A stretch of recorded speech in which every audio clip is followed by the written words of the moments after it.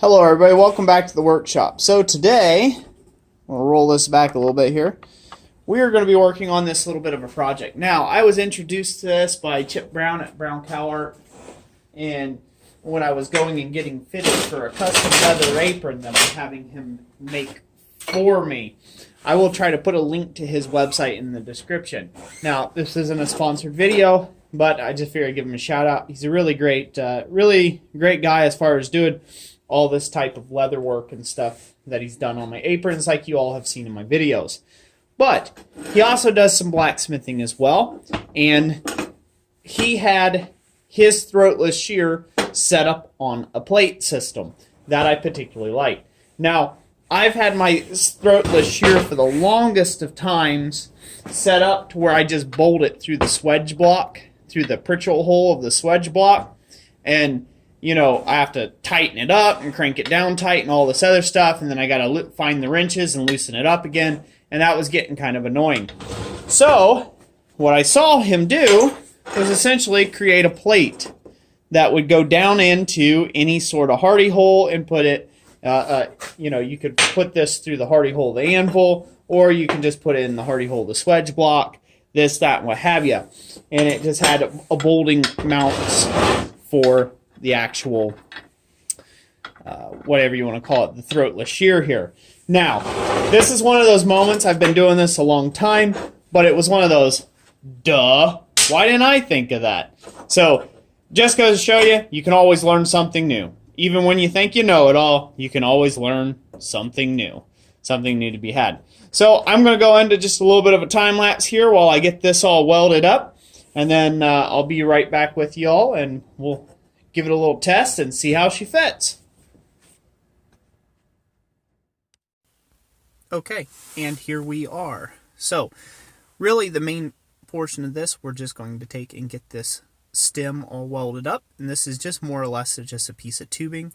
And we're going to get it welded on 4 sides. Now, I've pre-ground a bevel at about a 45-degree bevel on all faces of that to try to minimize the amount of weld stick out or that bead stick out that you commonly get, and then you have to grind off so this way it actually fits in the hardy hole. So I try to put as minimalist welds on this as I could. Once again, you know, this isn't going to be taking impact or anything else like that, so it's not a real big deal. Now, I had the bolts bolted through the actual shear itself, and then use that to pre-align them on the plate. That way I could get everything squared up, tacked up, and go like that. And of course, I had to change out my little bit there. I got the wire stuck in the tip. That's one of the most annoying things about MIG welding, is when you get the wire stuck in the tip. But just a little short change and we got it back together. So just weld these bolts all the way around. Now, one of the tricky things is here, you want to get that back on top of it as quick as you can, because those welds are going to pull to the left and the right. So something to take note of. Okay, and here we are. So, as you can see, I got that all welded up. Oh, and I think this is going to work out a lot better. Now I can just simply drop this straight down in the anvil, and I can use it to cut off pieces of material. Which it's got just a little bit of slop, but I don't think that's going to be too hateful. But just that little bit of slop to it. You know, I'm kind of used to working with it having just a little bit of wobble to it, so it's not a real big deal as far as accuracy, I don't think.